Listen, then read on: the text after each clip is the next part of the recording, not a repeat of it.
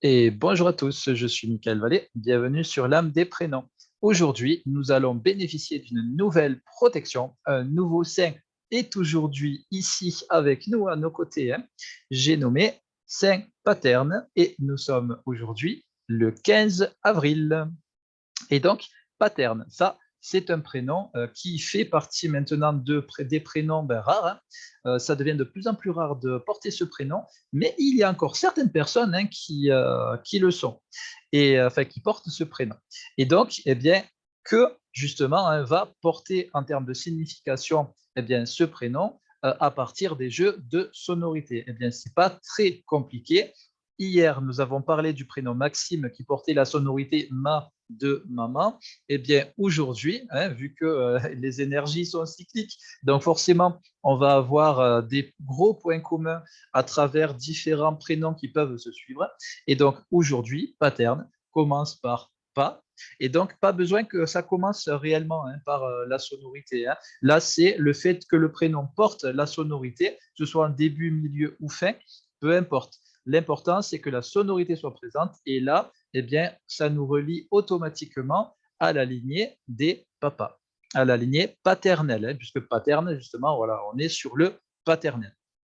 Et donc, qu'est-ce que ça va signifier? Eh bien, tout simplement que c'est un prénom, encore une fois, qui relie sur le transgénérationnel. Vous allez avoir, on va dire, une relation privilégiée avec vos ancêtres, et donc qu'ils soient vivants ou qu'ils soient décédés.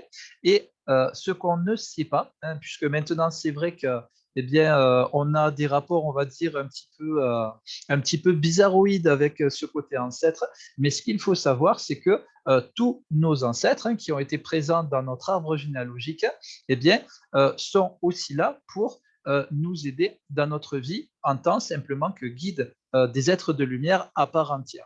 Voilà, maintenant, c'est vrai que voilà, ce côté-là a été un petit peu perdu hein, de par le côté, on va dire, le côté religion. Mais si on se réfère aux Amérindiens, eh bien, eux, ils honoraient, hein, ils passaient aussi énormément de temps à faire des prières pour leurs ancêtres, pour que justement leurs ancêtres eh bien, fassent partie de leur guide et que par la suite, eh bien, les ancêtres pouvaient aussi leur donner des conseils et des synchronicités tout autant que des anges ou des archanges, des maîtres ascensionnés, des divinités, et j'en passe, et j'en passe. Et donc, eh bien, à travers votre prénom paterne, vous aussi, vous êtes relié à vos ancêtres, et vos ancêtres, eh bien, votre prénom vous indique que ce sont des êtres de lumière que vous pouvez aussi appeler pour vous aider. Mais par contre, attention, pour qu'ils puissent être en tant qu'êtres de lumière à vos côtés, eh bien, il faut que d'abord, en priorité, votre deuil envers eux soit terminé. Ça, par contre, c'est le plus important. Parce que sinon, quand vous allez les appeler, vous pouvez les rappeler en tant que défunts. Et là, c'est pas toujours une très bonne énergie qui pourra vraiment vous aider. Et donc, voilà, pensez toujours que si vous avez un deuil qui n'est pas encore terminé envers certains ancêtres, c'est une mauvaise idée, on va dire, de les appeler pour l'instant. Terminez votre deuil. Comme ça, l'ancêtre, vous êtes sûr et certain qu'il est bien passé dans la lumière. Et à partir de là, quand vous allez les appeler, là, ils pourront revenir en tant que guides. Et ce sont des guides qui sont tout aussi puissants que les anges, les archanges, etc. Et donc, voilà, vous allez pouvoir vraiment vous servir aussi d'eux en tant que tels. Voilà. Qu'est-ce que avec les patterns, justement, il va y avoir aussi en termes de sonorité, après pas, il y a terne. Donc, ça veut dire que automatiquement, vous allez avoir un travail à faire sur la dualité. Il y a énormément de prénoms hein, qui portent une grande dualité à l'intérieur. Tous les prénoms éthérés, les prénoms bibliques et les prénoms aussi transgénérationnels vont porter aussi cette notion de dualité. Voilà. Et vous, les patterns, eh bien, comme en plus dans votre prénom, il y a ce côté terne, et donc il est possible que vous ne voyez pas totalement en fait, quelle est votre lumière. Et donc, comment trouver votre lumière? Eh bien, en priorité, des méditations, de l'introspection. Là, pour ça, pour vous permettre hein, de trouver en vous quelle est votre propre lumière, ça, c'est quelque chose qui sera très important à faire.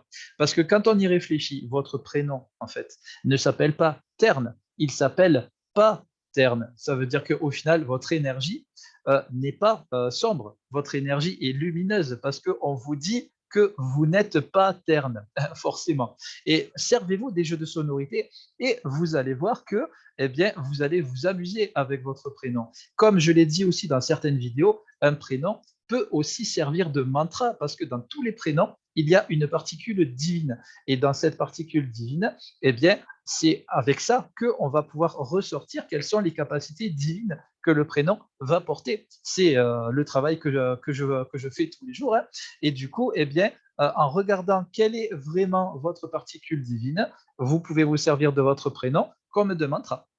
Voilà. Et au final, tous les prénoms peuvent servir de mantra. Et d'ailleurs, c'est ce que je conseille en fait au maximum en fait, de d'abord invoquer son propre prénom, parce que c'est comme ça que vous allez générer, on va dire, l'énergie nécessaire pour que vous puissiez trouver en fait tout ce que vous portez en positif, hein, puisque quand on parle d'introspection, on a toujours le truc de le faire pour chercher quels sont nos problèmes, mais on s'en sert moins pour chercher quelles sont nos solutions.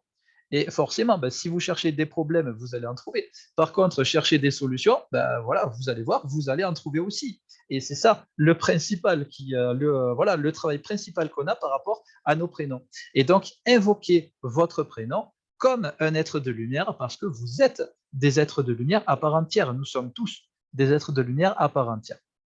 Et donc, voilà, si vous cherchez quelle est votre lumière, eh bien, croyez-moi, vous allez la trouver.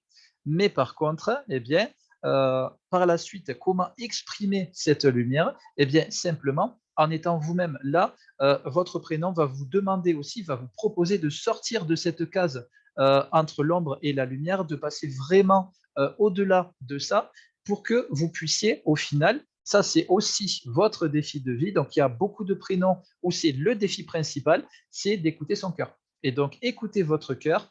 Le but du jeu pour vous, en fait, hein, c'est de vous écouter plus que les autres. Hein. Voilà. Pour certains prénoms, c'est un petit peu l'inverse. Mais là, par contre, pour le coup, vous écoutez plus vous-même. Voilà, à condition que vous écoutiez d'abord votre cœur. C'est ça la priorité absolue. Par la suite, soyez vous-même, tout simplement. Vous avez le droit d'avoir des erreurs, enfin de faire des erreurs. Vous avez le droit de ressentir aussi des émotions négatives.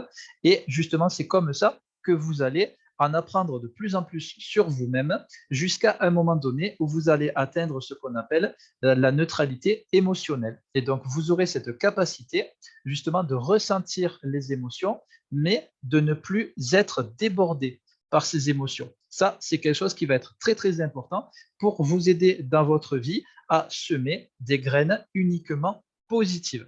Ça, c'est quelque chose qui va être vraiment extrêmement puissant. Parce que, eh bien, comme on dit, un pattern, justement, c'est le Père. Le Père fait référence à Dieu, à la source. Et donc, vous êtes vous-même une source de lumière. Hein, donc, ça, c'est votre côté divin qui l'indique. Et donc, à partir de là, eh bien, soyez sûr que vous allez pouvoir justement être voilà, sur le côté, on va dire, enseignement. Hein. Si vous passez sur le côté spirituel, vous allez bénéficier d'un certain nombre d'enseignements sacrés, ce qui fait que par la suite, eh bien, vous allez pouvoir aussi retransmettre des messages, des enseignements.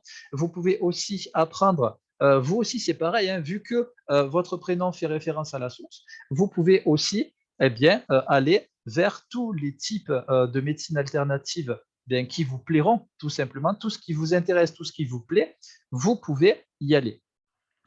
Un défi aussi qui va vraiment vous servir, ça va être aussi d'aller apprendre eh bien, on va dire des thérapies alternatives énergétiques que vous allez détester.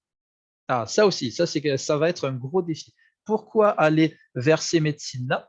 Tout simplement, eh bien, parce que tout ce qu'on aime dans nos vies antérieures, en fait, dans cette vie-ci, si vous préférez, tout ce qu'on va aimer, adorer, voire être passionné par ça, en fait, ce sont des systèmes qu'on a déjà connus dans nos vies antérieures et qui nous ont aidés à évoluer, à avoir de la renommée, de la réputation, voilà, du matériel, du financier, etc., etc. Voilà. En revanche, tout ce qu'on va détester dans cette vie-ci, eh bien, sera en lien avec nos vies antérieures, dans des choses qu'on a connues, mais qui nous ont fait perdre. Et donc, ça nous a fait perdre parce qu'à un moment donné, on s'est servi de nous, ou alors on s'est aussi servi de ça pour faire du mal aux gens. ça nous a fait perdre et maintenant votre inconscient, il tire la sonnette d'alarme en disant « Ouh là là, ça, non, surtout pas, il faut surtout pas y aller ». Eh bien, sachez que l'inconscient est fait, spécialement fait, pour nous permettre de survivre dans notre vie, mais pas toujours de vivre. Et c'est pour ça que maintenant, pour le meilleur moyen d'apaiser toutes ces peurs inconscientes, eh bien, ça va être aussi d'apprendre des systèmes de thérapie alternative énergétique que vous allez détester, tout simplement. Voilà, pourquoi faire ça? Eh bien, parce que vous allez voir qu'en apprenant en fait comment se passe ce système, eh bien, vous allez voir qu'en fait, ce n'est pas si négatif que ça. Et d'ailleurs, il y aura énormément de positifs du coup que vous allez trouver dans ces systèmes-là. Et par la suite, eh bien, que va-t-il se passer? Eh bien, tout va dépendre de votre manière de l'utiliser. Puisque au final, tout ce qui nous a fait perdre dans nos vies antérieures, comme j'ai dit là il y a 2 minutes, eh bien, c'est parce qu'on s'en est mal servi, tout simplement. C'est un petit peu le même principe qu'un stylo. Un stylo, je peux écrire avec.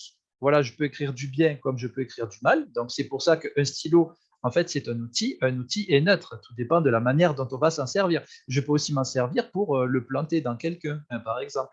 Voilà, c'est vraiment au choix. Et donc, choisissez de vous en servir en version positive, tout simplement. Et c'est comme ça que vous allez nettoyer simplement vos mémoires négatives vis-à-vis de ces systèmes thérapeutiques-là. Tout simplement. Voilà, il n'y a pas besoin d'aller chercher très très loin dans beaucoup de choses. Et vous allez voir que vous, les patterns en plus, eh bien, vous allez avoir un accès privilégié justement sur l'étude de l'inconscient. Et c'est pour ça que par la suite, vous êtes des gens qui allez pouvoir vraiment comprendre énormément les autres, tout simplement, dans leur système. Et ensuite, vous allez pouvoir justement dire aux gens, eh bien voilà, dans votre système interne, eh bien, vous allez avoir voilà, telle force, telle faiblesse. Et comme des faiblesses, ce sont des choses simplement que nous avons à l'intérieur qui sont vouées à transformer en force, eh bien, voilà comment vous pouvez faire pour transformer vos faiblesses en force, etc., etc. Et c'est comme ça que vous allez pouvoir aider justement un maximum de monde. Parce que Pattern, là, on est sur un prénom qui peut toucher vraiment, là, on va dire, les gens sur un ordre, on va dire, un petit peu mondial, en fait. Voilà, puisque vous pouvez être connu mondialement parlant. Vous avez au final ce potentiel-là, vraiment. Puisque, en plus de ça, ben, si vous ne me croyez pas, au centre de votre prénom, eh bien, il y a quoi? Il y a Terre. Donc, tout simplement, là, vous avez la confirmation que vous pouvez vraiment toucher le monde entier. Pourquoi? Eh bien, parce que votre prénom est très porté sur l'élément de la terre. Et donc, vous pouvez aussi utiliser l'élément de la terre en tant qu'art-thérapie, par exemple, avec de la poterie. Voilà, ça, c'est le truc classique. Il y a aussi beaucoup d'autres choses qu'on peut faire avec l'élément de la terre. Il y a aussi beaucoup de monde maintenant qui font des tableaux, voire carrément des décorations intérieures de maison avec ce qu'on appelle du sable précieux. Ça, c'est quelque chose qui commence maintenant à s'ouvrir de plus en plus au niveau des thérapies alternatives énergétiques. Et ça, c'est quelque chose qui peut vous plaire aussi. Voilà, associé à l'élément de la terre, eh bien, vous allez avoir le travail sur le corps physique, voilà, à travers tout ce qu'on peut faire avec le corps, y compris aussi des massages. Et vous avez aussi quoi? Eh bien, tout ce qui est l'agriculture, permaculture, etc., etc. Vous pouvez faire des formations, des stages. Voilà, en fait, votre prénom est extrêmement open.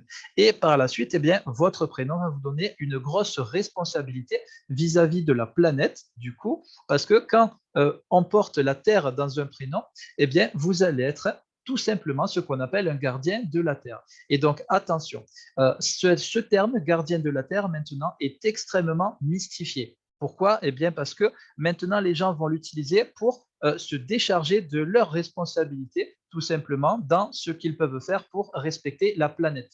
Parce que maintenant, on s'est mis à croire avec voilà, cette époque New Age qui a été, qu'on a connue là, dans les années 60, 70, 80, eh bien, on s'est mis à croire que des gardiens de la Terre, c'était des élus qui étaient très peu nombreux et qui étaient là pour être des grands maîtres qui allaient sensibiliser les gens du coup, au respect de la planète.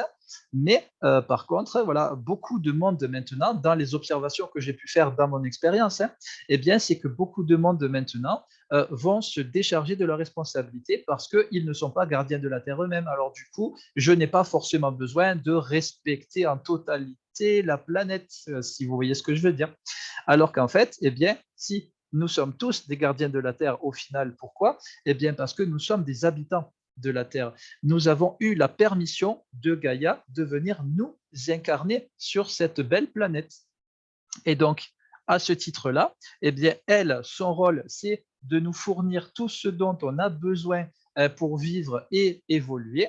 Et elle nous le fournit, puisque au final, tout ce que nous avons, eh bien, c'est le fruit de tout ce que nous avons trouvé sur la planète et qu'ensuite, avec nous, en tant qu'humains, notre intelligence et nos capacités artistiques et créatives, eh bien, on a construit plein de choses en mélangeant divers éléments ensemble pour créer tout ce qu'on a tout autour de nous maintenant. Mais au final, c'est quand même notre planète qui nous a fourni tout ça. Et donc, à ce titre-là, eh bien, notre rôle est de aussi remercier la planète en faisant des choses pour elle, en l'aidant tout simplement, en la respectant. Et donc, à ce titre-là, nous sommes tous des habitants de la planète, donc nous pouvons tous faire quelque chose pour la planète. Voilà, il n'y a pas réellement de case à proprement parler, il n'y a pas d'élu à proprement parler. En tant qu'habitants de la Terre, nous sommes tous des gardiens de la Terre.